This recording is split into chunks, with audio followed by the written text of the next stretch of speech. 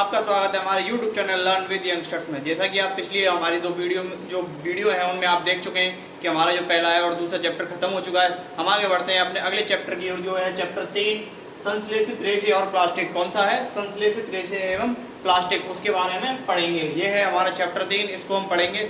इसमें कुछ important definition है, हम उनको जानेंगे। अगर आपने हमारी जो पिछली फर्स्ट चैप्टर और सेकंड चैप्टर की वीडियो नहीं देखी हो तो वीडियो की डिस्क्रिप्शन में उसकी लिंक है, जाकर देखें, लाइक करें, सब्सक्राइब करें, फॉलो करें। चलो गाइस, हम आगे बढ़ते हैं अपने नेक्स्ट चैप्टर की ओर। जो हमारा इसमें पहला टॉपिक है प्राकृतिक रेशे एवं कृत्रिम रेशे। प्राकृतिक रेशे क्या होते हैं एवं कृत्रिम रेशे क्या होते हैं, हम इसके बारे में जानेंगे। तो गाइस हम पढ़ते हैं इसकी डेफिनेशन। प्राकृतिक रेशे क्या होते हैं? वे रेशे जो हमें प्राकृतिक से प्राप्त होते हैं, जो प्रकृति से प्राप्त होते हैं। जो वह रेशे जो हमें प्रकृति से प्राप्त होते हैं, जो प्रकृति से प्राप्त होते हैं, उन्हें प्राकृतिक रेशे कहते हैं। क्या कहते हैं? प्राकृतिक रेशे। जैसे कि पौधे एवं जंतुओं के द्वारा प्राप्त होते हैं। हमें किसके द्वारा प्राप्त होते हैं? पौधे एवं जंतुओं के द्वारा। वे रेशे जो हमें पौधे एवं जंतु एवं प्राकृतिक संसाधनों से प्राप्त होते हैं, वह प्राकृतिक रेशे कहलाते हैं। क्या कहलाते हैं? प्राकृतिक रेशे कहलाते हैं। जैसे कि इसके दो उदाहरण है, जैसे कि इसमें उदाहरण दे रखे हैं, कपास, ऊन, रेशम आदि। यह प्राकृतिक संसाधनों से प्राप्त होते हैं। जो कि कपास है, ऊन है एवं रेशम आदि प्राकृतिक संसाधनों से प्राप्त होते हैं। हमारा जो अगला टॉपिक है वो है कृत्रिम रेशे। कृत्रिम रेशे किसे कहते हैं, इसकी क्या परिभाषा है? वे रेशे जो मनुष्य द्वारा निर्मित किए जाते हैं। वे रेशे जो मनुष्य द्वारा निर्मित किए जाते हैं उन्हें कृत्रिम रेशे कहते हैं। क्या कहते हैं? कृत्रिम रेशे कहते हैं। वे रेशे जो मनुष्य द्वारा, यानी कि वे मानवों द्वारा निर्मित किए जाते हैं, जिनको मानवों द्वारा बनाया जाता है, वह कृत्रिम रेशे कहलाते हैं। तो ये डेफिनेशन बड़ी इंपॉर्टेंट है, कृपया आप इनको याद कर लीजिए। मैं इनको दोबारा रिवाइज कराता हूँ। आप देखिए, प्राकृतिक रेशे, वे रेशे जो हमें प्राकृतिक संसाधनों, पौधे एवं जंतुओं से प्राप्त होते हैं, उन्हें प्राकृतिक रेशे कहते हैं। जैसे कपास, ऊन, रेशम आदि। जैसे कि कपास, ऊन, रेशम आदि। वे रेशे जो हमें प्राकृतिक रूप से प्रकृति से प्राप्त होते हैं, उन्हें प्राकृतिक रेशे कहते हैं। प्राकृतिक रेशे कहते हैं। जैसे कि जो कि हमें पौधे एवं जंतुओं से प्राप्त होते हैं, जैसे कपास, ऊन, रेशम आदि। कृत्रिम रेशे, वे रेशे जो मनुष्य द्वारा निर्मित किए जाते हैं, उन्हें कृत्रिम रेशे कहते हैं। तो गाइस, हम आगे बढ़ते हैं अपने अगले टॉपिक। चलो गाइस, हम आगे बढ़ते हैं अपने अगले टॉपिक की ओर। हमारा अगला टॉपिक है बहुलक। इंग्लिश में इसे बोलते हैं पॉलीमर। क्या बोलते हैं? पॉलीमर। बहुलक के बारे में हम जानेंगे, बहुलक की क्या डेफिनेशन है उसमें, और इस सब पॉलीमर शब्द का क्या अर्थ होता है, हम इसके बारे में जानेंगे। तो गाइस, हम आगे बढ़ते हैं अपने अगले टॉपिक की ओर। बहुलक। बहुलक क्या है, इसके बारे में हम जानेंगे। तो इसका जो इम्पोर्टेंट बिंदु है, जो मैंने लिखा है, जो इसका इम्पोर्टेंट पॉइंट है, हम उसके बारे में पढ़ेंगे। छोटी इकाई मिलकर एक बड़ी एकल इकाई बनाते हैं। जो छोटी छोटी इकाई होती है ना, वो मिलकर एक बड़ी एकल इकाई का निर्माण करती है। जो छोटी छोटी इकाई है, जैसे कि इस प्रकार, ये छोटी इकाई, ये छोटी इकाई, ये छोटी इकाई, ये छोटी इकाई, ये छोटी इकाई, ये छोटी इकाई, ये छोटी इकाई, ये छोटी इकाई, ये छोटी इकाई, इस प्रकार ये छोटी छोटी इकाई मिलकर एक बड़ी एकल इकाई का निर्माण करती है। किससे? एक बड़ी एकल इकाई का निर्माण करती है, जो बहुलक कहलाता है। जो क्या कहलाता है? बहुलक कहलाता है। और इंग्लिश में इसे बोलते हैं पॉलीमर। छोटी इकाई मिलकर एक बड़ी एकल इकाई बनाते हैं, वह बहुलक कहलाता है। क्या कहलाता है? जो बहुलक कहलाता है। और इसकी जो सेकंड पॉइंट है पॉलीमर, और इसे इंग्लिश में क्या बोलते हैं? पॉलीमर। पॉलीमर शब्द ग्रीक भाषा का है। ये पॉलीमर शब्द जो लिया गया है, जो बहुलक में, उसका जो इंग्लिश में नाम लिया गया, ये ग्रीक भाषा का है, जो दो शब्दों से मिलकर बना है, पॉली तथा मर। पॉली तथा मर से मिलकर बना है। और इसका जो तीसरा पॉइंट है, पॉली का अर्थ होता है अनेक, यानी पॉली का मतलब अनेक, मैनी, तथा मर का अर्थ होता है भाग या इकाई, पार्ट या इकाई। तो अपन पॉली का अर्थ हो गया अनेक तथा मर का अर्थ हो गया भाग या इकाई।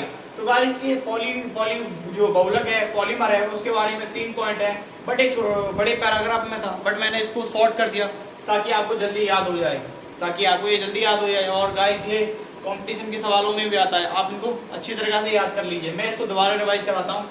छोटी पॉलीमर, बहुलक, छोटी इकाई मिलकर एक बड़ी एकल इकाई का निर्माण करती है। जैसा कि मैंने इसमें बताया था, ये छोटी इकाई है, ये भी छोटी है, ये भी छोटी है, ये भी छोटी, ये मिलकर है ना, एक बड़ी इकाई का निर्माण करते हैं, जो बहुलक कहलाता है। क्या कहलाता है? बहुलक कहलाता है।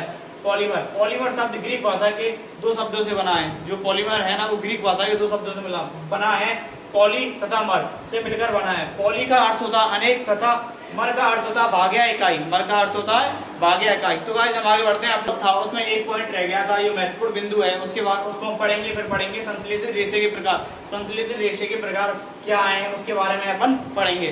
तो गाइस हम पढ़ते हैं इसको बहुलक। बहुलक के जो इंपॉर्टेंट पॉइंट था उसमें रह गया था, बहुलक प्रकृति में भी पाए जाते हैं। जो बहुलक होते हैं ना वो प्रकृति में भी पाए जाते हैं।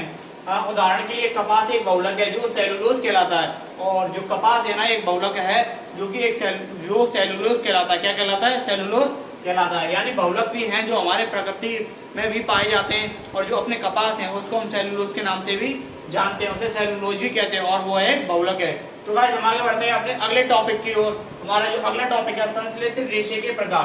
जो संश्लेषित रेशा है ना उसके प्रकार, जो इसमें जो पहला प्रकार है वो, सॉरी गाइस मैं गलती से लिखना भूल गया, इसमें जो पहला है वो है रेयान। क्या है? रेयान। अपन पढ़ेंगे रेयान, रेयान के बारे में। तो गाइस जो रेयान है उसमें मैंने जो इम्पोर्टेंट पॉइंट है वो 3-4 इम्पोर्टेंट पॉइंट है, मैं उनको लिखता जा रहा हूँ, आपको उनके बारे में बताऊंगा, एक्सप्लेन करूंगा। तो गाइस देखो, जो अपने रेशम है, रेशम एक कीट द्वारा प्राप्त किया जाता है, और इसकी खोज चीन में हुई थी। तो गाइस इस रेशम की जो प्रक्रिया है, इसके रेशम को प्राप्त करने की जो प्रक्रिया है, इसको लंबे समय तक गोपनीय रखा गया था, यानी किसी को भी बताया नहीं गया था। तो गाइस रेशम देखने में बहुत अति सुंदर होता है, जो कि मनुष्य के मन को मोह लेता है, लेकिन यह बहुत महंगा होता है। तो गाइस तो किसी ने क्या सोचा कि रेशम के समान एक कृत्रिम रेशा बनाया जाए जो कि सस्ता हो और आसानी से प्राप्त किया जा सके। तो गाइस ये बनाया गया जो कि रेयान है, जिसे कृत्रिम रेशा कहते हैं। क्या कहते हैं? कृत्रिम रेशा कहते हैं। जो ये है वह रेशा, जो रेयान किसे कहते हैं? वह रेशा काष्ठ लुगदी के रासायनिक उपचार से प्राप्त किया जाता है। वह रेशा जो काष्ठ लुगदी, जो लकड़ी होती है, लकड़ी को काटकर उसको लुगदी के समान बनाया जाता है। जो लुगदी बनाई जाती है ना, यह रेशा काष्ठ लुगदी जो लकड़ी से बनाई जाती है, लुगदी के रासायनिक उपचार जिससे रासायनिक प्रक्रिया द्वारा प्राप्त किया गया है, जिसे रासायनिक प्रक्रिया द्वारा प्राप्त किया गया है, वह रेशा रेयान या कृत्रिम रेशा कहलाता है। क्या कहलाता है? रेयान या कृत्रिम रेशा कहलाता है। यानी कि जो प्राकृतिक रेशा है उसको तो प्राकृतिक रूप से प्राप्त किया जाता है, लेकिन जो ये रेयान है ना, जो कृत्रिम रेशा है, इसे रासायनिक प्रक्रिया द्वारा प्राप्त किया जाता है। इसे क्या कहते हैं? रेयान कहते हैं। वह रेशा काष्ठ लुगदी के रासायनिक उपचार से प्राप्त किया जाता है, जो कि रासायनिक प्रक्रिया द्वारा प्राप्त किया जाता है। यह रेशा रेयान या कृत्रिम रेशम कहलाता है। क्या कहलाता है? रेयान या कृत्रिम रेशम कहलाता है। इसका जो अगला पॉइंट है वो है, यह एक मानव निर्मित रेशा है। क्या है? मानव निर्मित रेशा। जैसा कि मैंने आपके लिए बताया था, जो कृत्रिम होते हैं वो मानव द्वारा बनाए जाते हैं, निर्मित किए जाते हैं, वो कृत्रिम रेशे होते हैं। यह एक मानव निर्मित रेशा है जो रेशम से सस्ता होता है, जो कि रेशम की अपेक्षा सस्ता होता है, और रेशम अधिक महंगा होता है, जिसे प्राप्त करना किसी के लिए नहीं हो पाता है, लेकिन रेशम को लेना कोई ले नहीं पाता है, कोई ले लेता है, इसलिए वो बहुत महंगा होता है। लेकिन जो अपना जो कृत्रिम रेशा है वो सस्ता होता है। इसे रेशम के समान बुना जाता है, इसे रेशम के समान ही बुना जाता है। तो आज मैं इन पॉइंटों को दोबारा रिवाइज करता हूँ। इसके संश्लेषित रेशे के प्रकार है, इसमें रेयान है जो पॉइंट है, इसके आगे भी पॉइंट आएंगे, बट मैं इनको अभी रिवाइज करता हूँ ताकि हम आगे बढ़े। जो हमारे जो बहुलक में जो पहला पॉइंट था, जो आखिरी पॉइंट था, उसको हम पढ़ेंगे। प्राकृतिक बहुलक प्राकृतिक में पाए जाते हैं, जैसा कि मैंने आपके लिए बताया था। उदाहरण है कपास एक बहुलक है जो सेलुलोज कहलाता है। जो अपने संश्लेषित रेशे के प्रकार है, इसमें रेयान के जो दो पॉइंट है उनके बारे में पढ़ रहे थे। मैंने बताया था रेशम एक कीट द्वारा प्राप्त होता है, ये चीन में खोज की गई थी, लेकिन इसको लंबे समय तक गोपनीय रखा गया था, यानी सभी से छुपा के रखा गया था। तो किसी वैज्ञानिक ने सोचा कि जो अपना रेशम है, रेशम बहुत महंगा होता है, यानी कि उसको लेना हर किसी की बात नहीं होती, लेकिन उसने सोचा कि हम एक कृत्रिम रेशा बनाए जो कि सस्ता हो, जिसे कोई भी व्यक्ति ले सके। तो गाइस जो रेयान है उसकी जो डेफिनेशन है उसके बारे में जानेंगे। वह रेशा काष्ठ लुगदी के रासायनिक उपचार द्वारा प्राप्त किया, जिसे रासायनिक प्रक्रिया द्वारा प्राप्त किया जाता है। काष्ठ लुगदी की होती है ना, उसको रासायनिक प्रक्रिया द्वारा प्राप्त किया गया है। यह रेशा रेयान तथा कृत्रिम रेशम कहलाता है। क्या कहलाता है? रेयान या कृत्रिम रेशम कहलाता है। जिसका जो अगला पॉइंट है, यह एक मानव निर्मित रेशा है। यह एक मानव निर्मित रेशा है जो रेशम की तुलना में अधिक सस्ता होता है। जो रेशम की तुलना में सस्ता होता है, इसे रेशम के समान बुना जा सकता है। तो गाइस हम आगे बढ़ते हैं रेयान के अगले पॉइंटों की ओर। रेयान में जो मैंने इंपॉर्टेंट पॉइंट बताए थे, हम उसके अलावा भी अगले पॉइंटों की ओर बढ़ते हैं, हम इनको जानेंगे और उनके बारे में एक्सप्लेन करेंगे।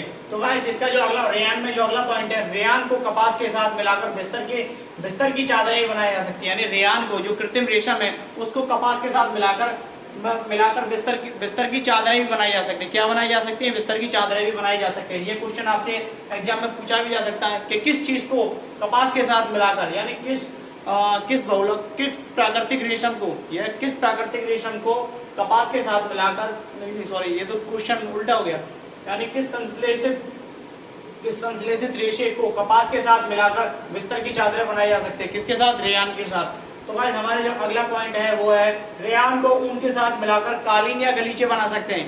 रेयान को ऊन के साथ मिलाकर क्या बना सकते हैं? कालीन एवं गलीचा भी बनाया जा सकता है। जो हमारा अगला टॉपिक है, जो इसी का ही अगला ये पार्ट 1 है, इसमें जो पहला है रेयान, अगला है जो नंबर 2 है नायलॉन। नायलॉन के बारे में जानेंगे, नायलॉन क्या है, और इसका जो मैंने जो पॉइंट लिखा हुआ है, नायलॉन एक अन्य मानव निर्मित रेशा है। नायलॉन है जो अन्य एक मानव निर्मित रेशा है, जो कि किसी भी प्राकृतिक कच्चे माल की सहायता से नहीं बनता है। यह एक संपूर्ण रूप से प्राकृतिक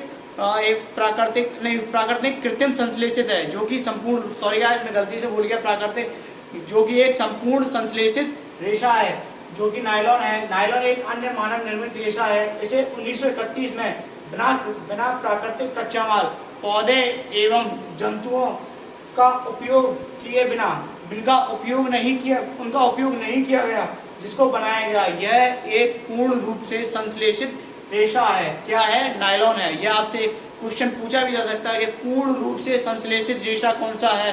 नायलॉन। आप इसको बता सकते हैं क्या है नायलॉन। तो गाइस हम आगे बढ़ेंगे नायलॉन के कुछ और पॉइंटों के साथ। जो अगले पॉइंट है उनके बारे में पढ़ेंगे। नायलॉन में किस प्रकार के और भी पॉइंट है, उनके बारे में पढ़ेंगे और उनके बारे में एक्सप्लेन करेंगे। तो गाइस इसका निर्माण मैंने जैसे आपके लिए बताया था कि इसमें कोई प्राकृतिक कच्चे माल का उपयोग नहीं किया गया है। यह बिना प्राकृतिक कच्चे माल का उपयोग के बनाया गया है, जो कि 1931 में बनाया गया था। हाँ, अब मैं इसके बारे में बताता हूँ आपके लिए। आगे बढ़ते हैं, इसके लिए इंपॉर्टेंट पॉइंट है। इसका निर्माण कोयले, जल और वायु से किया गया है। जो इसका निर्माण जिन चीजों से किया गया है वो है कोयला, जल और वायु से किया गया है, जो प्रथम पूर्ण रूप से संश्लेषित रेशा है। मैंने आपके लिए बताया था, जो पॉइंट आपके लिए जो इसका जो पहला पॉइंट था उसके बारे में बताया गया था, मैंने इसके बारे में बताया था, जो प्रथम पूर्ण रूप से संश्लेषित रेशा है। ये आपसे क्वेश्चन पूछा जा सकता है कि पूर्ण रूप से संश्लेषित रेशा कौन सा है, तो आप क्या बताएंगे? नायलॉन। कौन सा है? नायलॉन।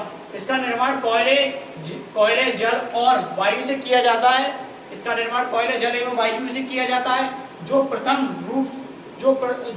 पूर्ण रूप से संश्लेषित रेशा है। क्या है? संश्लेषित रेशा है। जो अगला इसका बिंदु है वो है नायलॉन रेशा प्रबल, प्रत्यास्था और हल्का होता है। ये नायलॉन रेशा होता है प्रबल होता है, यानी कि कठोर होता है। प्रत्यास्थ यानी उसकी जो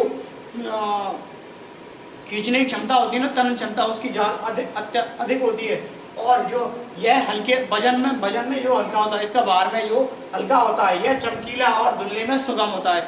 यह एक चमकीला होता है और धुलने आसानी से इसे धोया जा सकता है। यह कपड़ों के निर्माण हेतु बहुत प्रचलित है।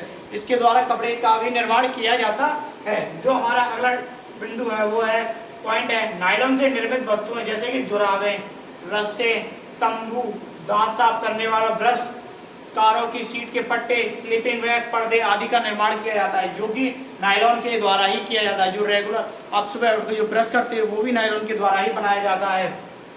वो ब्रश है जो नायलॉन के द्वारा ही बनाया जाता है। जैसे कि आप पिकनिक पर जाते हो, जब तंबू वगैरह लगाते हो, वो भी नायलॉन का बना होता है।